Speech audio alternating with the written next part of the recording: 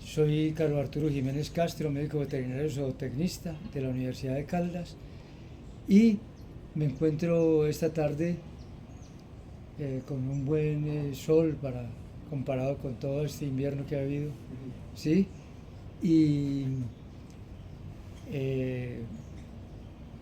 hablar, discutir, proponer ideas acerca de la cardiología, la nefrología y el metabolismo.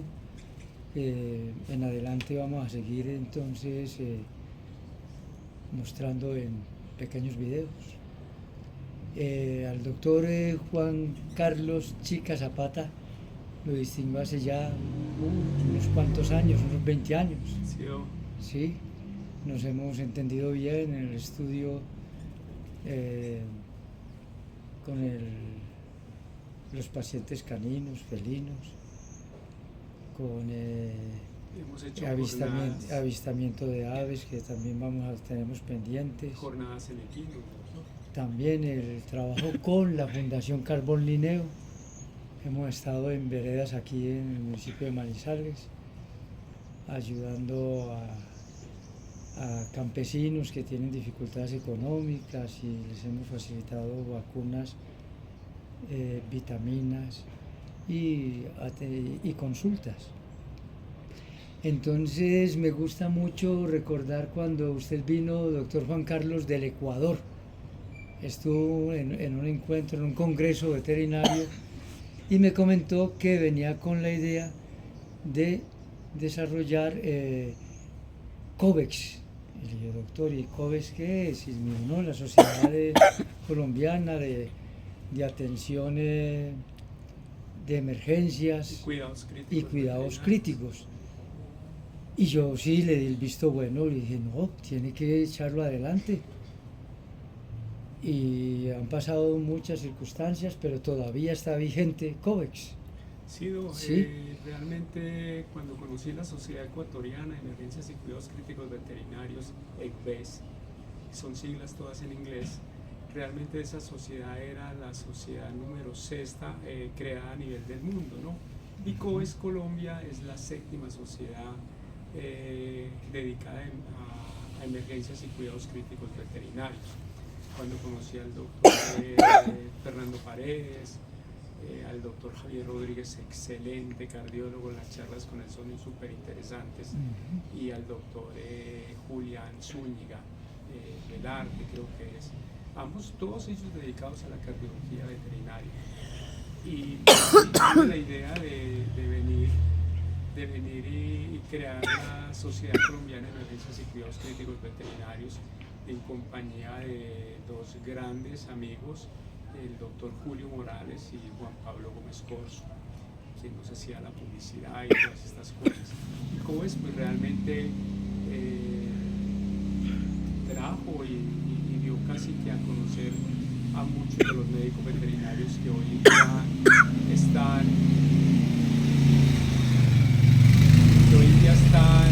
punteando en conferencias y en seminarios internacionales como conferenciantes o como conferencistas. Está el doctor César Mayorga, está el doctor Forero, está uno de los hombres bien cultos en cuidado crítico, ¿no?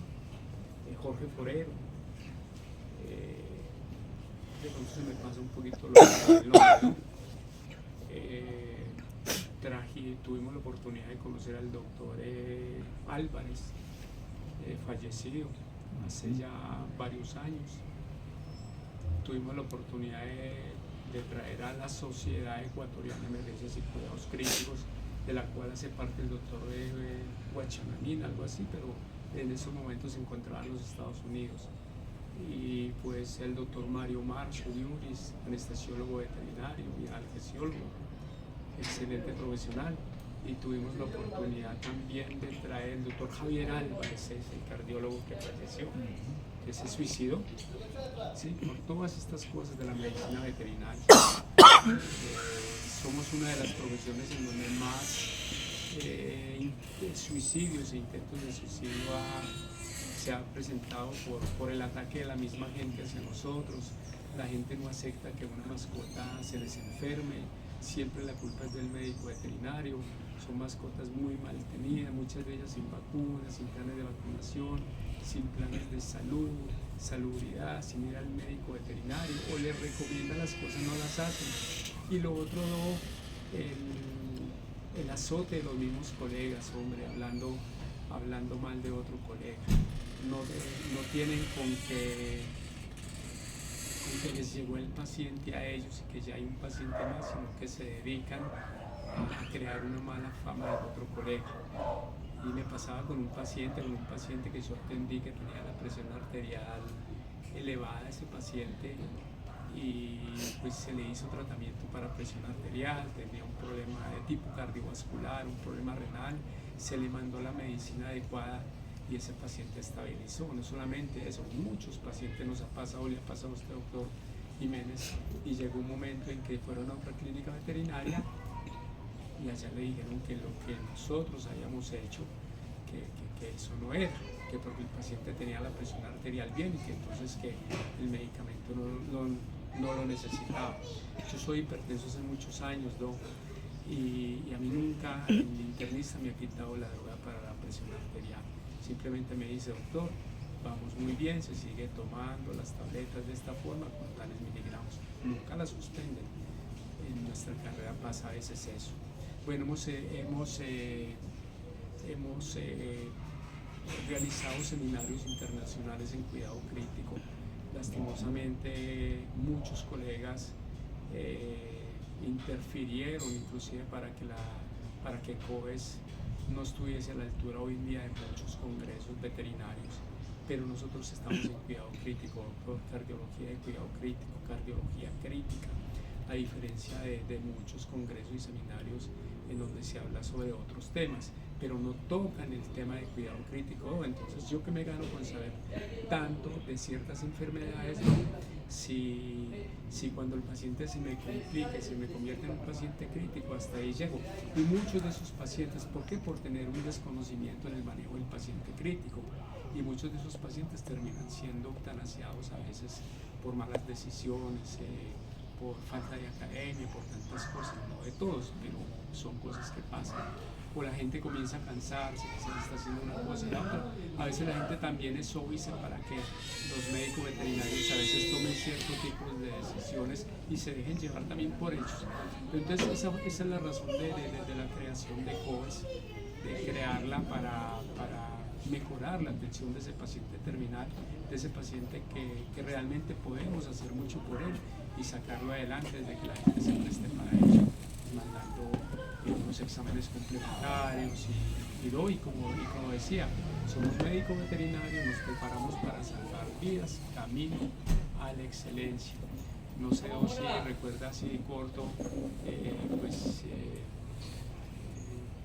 inicié en programas de radio acá en Colombia, y estuve mucho tiempo como presentador de televisión, presentando con Yesir López, y muchos de ellos que ya fallecieron, y del café. Y terminé mis programas de televisión en Global Televisión, y hace muchos años que no hago televisión, que no presento en televisión.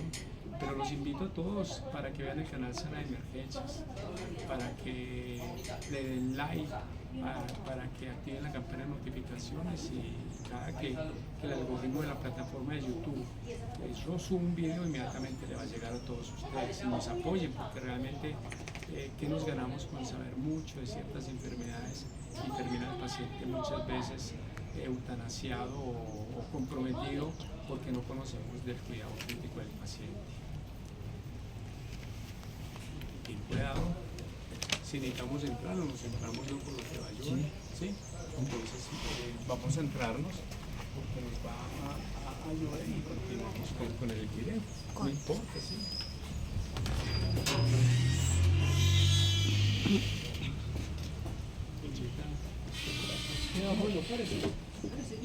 Felices con el solecito. Se nos mojó. Exacto. Se nos mojó el sol esta tarde. El sol se nos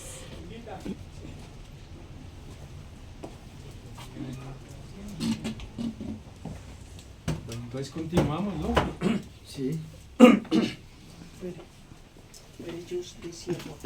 Entonces, pues, invitándolos a todos para que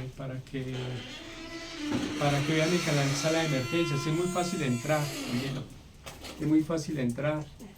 Le dan Sala de Emergencias en YouTube y cuando salgan los videos activan los 3 puntos de arriba de la mano derecha y buscan filtros, tipo de filtros todos y canal, y ahí está el canal Sala de Emergencias con cerca de 1500 videos. Por cuestiones personales llevo mucho tiempo sin grabar periódicamente, pero a partir de este momento van a haber grabaciones diarias sobre manejo del paciente crítico. Muy bien, doctor Juan Carlos. Ya en este diálogo no podemos olvidar entonces el trabajo grandioso, la personalidad del doctor Jairo García, de quien debemos de rendirle, ¿cierto?, un recuerdo, ¿sí? Y agradecer los aportes que dio a la sociedad de Pereira, generando allí la primera la primera unidad de protección animal. correcto. Sí, eso es así, junto con el doctor Germán Bermúdez, Ajá. también fallecido, Germán Bermúdez Osorio, Sí. falleció en el 2000. Lastimosamente el doctor Jairo García Ocampo pues nos dejó el año pasado. Habíamos ido inclusive al Congreso Veterinario de Colombia nosotros y él estaba con nosotros ese día 6 de agosto y estaba con nosotros y era un miércoles, ¿cierto? Y por la noche pues tuvo una caída, se cayó saliendo del Congreso, a las afueras del Congreso, y pues agradecemos y tuvo una caída, aunque la historia clínica habla de un coma cefazoidótico, ¿no? Entonces, o un coma hiperosmolar. Entonces, pues de eso podemos hablar un poco porque muchos pacientes hacen algunos eventos cerebrovasculares y cerebrocardiovasculares y son pacientes que hacen unos pequeños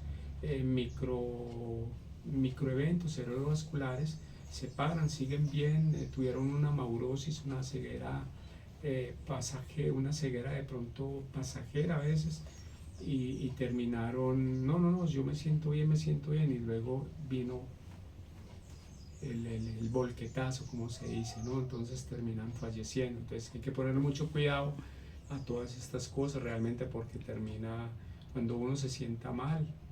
Y quisiera hablar de esto un poquito. Hay algo muy importante y yo creo que lo invito para que este video lo terminemos hablando de estas cosas y hacemos el otro video sobre el caso clínico que vamos a hablar. Hacemos un poquito de presentación, hacemos el caso clínico, listo, para que no nos queden tan largos.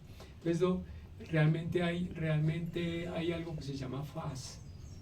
El FAS es F-A-S-T. Es muy importante conocer el FAS. Entonces, en este momento, un alto porcentaje de la población en este momento se están quedando sin volver a hablar. Mucho porcentaje de la población está haciendo en este momento un evento cerebro-cardiovascular y no se dan cuenta. ¿Sí? Muchos en este momento están falleciendo por un evento cardio-cerebrovascular y no se dan cuenta. Podríamos evitar el 80% de estos eventos si conocemos un poco de cómo se puede provocar un derrame o un infarto cardíaco. Y para comenzar algo así rápido, hablemos de los factores de riesgo cardiovascular o cardiocerebral, que son 4 y tienen que ver con diabetes, obesidad, hipertensión arterial y colesterol. Y el tabaquismo en humanos y perros que vienen al lado de personas que fuman tabaco, fuman cigarrillo o que están al lado de personas que cocinan con leña. Entonces, en este orden de ideas, podemos determinar quién está propenso a un evento de estos, ¿no? Y podríamos hablar hay algo muy importante que se llama FAST, F-A-S-T. FAST viene de la palabra face, en inglés, que significa cara, entonces mirar el paciente mirar al paciente, usted le ve que hay cambios en su configuración anatómica, que la boca está un poco torcida, de pronto hay el ojo hay con algún estrabismo o algún ojo apagado, por ejemplo. Entonces eso le indica a usted que el paciente puede estar sufriendo un infarto, que está sufriendo un derrame inclusive muchas veces. Entonces viene la A de paz, que es arms, manos. Usted le dice al paciente que levante las manos, inclusive en ellos se da. ¿Sí? Usted le levanta las manos al perrito y una de ellas se le cae y la otra no. Y en humanos muchas veces no puede levantar una de las manos ni uno de los pies. Eso le está indicando que el paciente está entrando en un evento cardiocerebrovascular. La otra es la S. ¿Qué significa la S? Speak. Entonces habla. Si usted le dice al paciente, ¿usted cómo se llama? Si el paciente tiene una respuesta coordinada frente a la pregunta que usted le está haciendo, ese paciente puede no estar sufriendo el infarto. Pero si el paciente comienza a hablar enredado, con palabras entrecortadas, lo que se llama una disartría, ese paciente está sufriendo un infarto. O descoordinado, usted le pregunta cualquier cosa y le responde otra cosa que no tiene que ver nada con la pregunta. Y está la T, que es el tiempo. FAST, F-A-S-T, que es time. Y ese tiempo tiene que ver con entre más. Las primeras 3 horas son importantísimas en la presentación de un evento cerebrovascular, o si no el paciente no lo supera. Entonces es en ese time llamar al 123 acá en Colombia o llamar al 911 en otras partes del mundo y decir, mi amigo, mi mamá, mi papá está sufriendo un infarto, y pasa en ellos también. Que de esto podemos hacer un video mucho más adelante. Muy bien, doctor Juan Carlos. Entonces, para conectar la medicina humana con la medicina veterinaria, llamada hoy en día One Health, pongamos como ejemplo la especie felina, y hablemos, por ejemplo, de un felino, una hembra de 7, 8 años, con un soplo cardíaco. Le pregunto, doctor, ¿qué importancia tiene la aplicación electrocardiográfica en dicho paciente? Lo invito para que esto lo hagamos en el próximo video, listo. Pero entonces le voy a contestar y damos por terminado este video y comenzamos el otro sobre el caso clínico. ¿Le parece? Es Correcto. para que los videos no se vean tan largos. Muy bien. La importancia de ese soplo cardíaco, la mayor parte de los soplos cardíacos son producidos por turbulencias. Es como cuando está cayendo un río o una cantidad de agua sobre una piedra, sobre algo duro. O cuando las puertas no abren bien o no cierran bien. ¿Sí? Entonces cuando hay turbulencias, cuando yo no puedo cerrar muy bien la puerta o la ventana y está pasando como ese frío, como ese viento, todas estas cosas, ¿no? Esto es como para que la gente nos entienda, ¿no? Porque hay muchas personas que nos siguen en sala de emergencias, inclusive no solamente en YouTube, sino también en Facebook o en Instagram, o en TikTok, en Dailymotion, en donde estamos en las redes, ¿no? Entonces muchas veces pasa esto, pero muchas veces hay trombos, ¿no? Entonces esas puertas, ¿a qué obedecen? Obedecen a las válvulas del corazón, las que dividen las cavidades. Entonces esas válvulas que están entre el ventrículo derecho, la aurícula derecha y el ventrículo derecho, es la válvula tricúspide. La que está entre la aurícula izquierda y el ventrículo izquierdo, la válvula bicúspide mitral. Hoy en día eso de que debe ser trivalva, de que debe ser bivalva, eso ya no. Nosotros en niños, junto con el doctor Javier Roberto Jaimes, uno de los cardiólogos pediatras de acá del país, muy amigo de nosotros, estuve rotando con él por varios hospitales, ¿no? Cerca de 11 hospitales desde aquí hasta el Tomás Uribe de Tuluá, Armenia, Pereira, Manizales. Y nos encontramos con niños cuatrivalvos, ¿no? Con niños quintivalvos, con niños que tenían 4 válvulas, 5 válvulas. Una vez le preguntaba yo al doctor Javier Roberto, doctor Javier, ¿qué pasa ahí? O sea, las válvulas no deben de ser la derecha 3 trivalva o tres válvulas y la izquierda 2 válvulas o mitral. Me decía Juan, lo importante es que esa puerta abra y cierre bien. Que cuando abra bien y cuando cierre bien. ¿Sí? Cuando abra para que entre la sangre y cuando cierre para detenerla y que ya la otra cavidad expulse lo que tiene. Entonces la una llena y la otra empuja. Entonces lo importante es eso. En esos soplos, muchos de esos soplos son debidos a turbulencias por coágulos. Y en gatos, en este caso, para su pregunta, los gatos sufren mucho de tromboarteritis de arteria ilíaca y arteria ilíaca izquierda. Es la más común.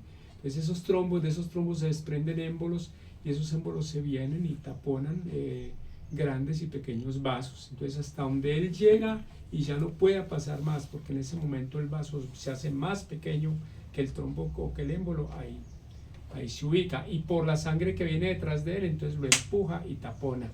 Y entonces lo que pasa en muchos de los infartos y en muchos de los eventos cerebrovasculares y embolias gaseosas, por ejemplo, a nivel pulmonar. Y en infartos, pues sabemos que sí hay infartos en los perros, que sí los hay también en los gatos. Lo que pasa es que son microscópicos y no son de pared como en el humano, sino que son de muro, son intramurales. Entonces varios infartos microscópicos y las placas ateromatosas en el endotelio de las arterias si nos indican. Y lo otro, el electrocardiograma, un electrocardiograma en donde existan supra e infradesniveles, nos está indicando algún tipo de isquemia o lesión o necrosis, y en donde el segmento PQ también esté alterado y sea mayor del 25% de la onda R, también nos está indicando en ese caso un infarto, y lo corroboramos por las imágenes microscópicas que podemos encontrar en el paciente. Entonces un paciente de estos, pues nos toca hacer una terapéutica estricta y por cardiólogo. Entonces, doctor, lo invito para que recuerden que soy Juan Carlos, veterinario clínico en pequeños animales, soy clínico con orientamiento en cardiología, medicina interna, medicina de cuidado crítico, y los invito para que vean el próximo video y quédense en este momento porque ya vamos a comenzar el próximo video. Sí, quiero comentarle, doctor, la importancia de la pseudodepresión del segmento ST. Esa pseudodepresión o ese infradesnivel, hay infradesniveles y supradesniveles, ¿sí? Sí. Eso sí tiene que ver de todas maneras con el eje eléctrico del corazón, ¿no? Entonces ese infradesnivel, cuando hay infradesniveles de ST, nos indica lesiones o necrosis o isquemias subepicárdicas, y cuando hay supradesniveles nos indica lesiones, isquemias o necrosis subendocárdicas. Ahí, cuando solamente está alterado el segmento ST en infra o supradesnivel, nos está mostrando lesiones o isquemias que pueden ser anteriores, que pueden ser con antelación y no se había diagnosticado en el paciente. Entonces el paciente comienza con una cardiomegalia, una cardiomiopatía compensatoria. Muchas veces en gatos pues sabemos que hay cardiomiopatías restrictivas e hipertróficas, también las hay cardiodilatadas. Y uno de los pacientes que no he vuelto a ver, hace días vi en un video un boxer que es muy típico con cardiomiopatías dilatadas. Los gatos se mueren sin avisar. El perro boxer se muere en ejercicio y el pastor alemán se muere en la casa. Datos curiosos en cardiología. Eso. Pero cuando el segmento PQ, digámoslo así, ¿sí?, está alterado, mayor del 25% de la onda R, ahí sí nos indica el infarto y nos lo dice el electrocardiograma, porque la onda R corresponde a la despolarización y repolarización ventricular, cuando el ventrículo se dilata en diástole para oxigenar y cuando se contrae para enviar sangre al ventrículo derecho al pulmón, ventrículo izquierdo a la cabeza y al organismo. Entonces ahí en este caso, es al contrario, cuando encontramos un 25 mayor del 25% de la onda R aumentada pero estamos encontrando un infradesnivel, el infarto es subendocárdico, y cuando encontramos un supradesnivel con un 25% de PQ aumentado frente a la onda R, vemos que el infarto es subepicárdico. Entonces esto, por lo pronto, mientras que nos llega ¿Sí? el examen de cardio, Okay.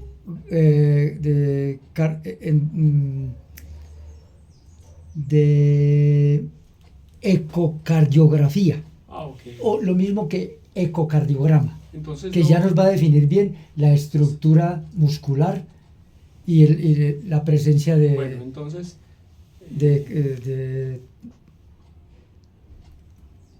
sí, no, ya del daño de las ilíacas, claro, sí, claro. Hay que mirarlo, sí. Entonces ya seguimos hablando sobre esto. Entonces nos despedimos de todos ustedes y los invitamos para el próximo video, en donde vamos a hablar sobre un caso clínico interesante. De los trombos en dichas Exacto, arterias, no, ¿sí? claro que sí. Uh-huh.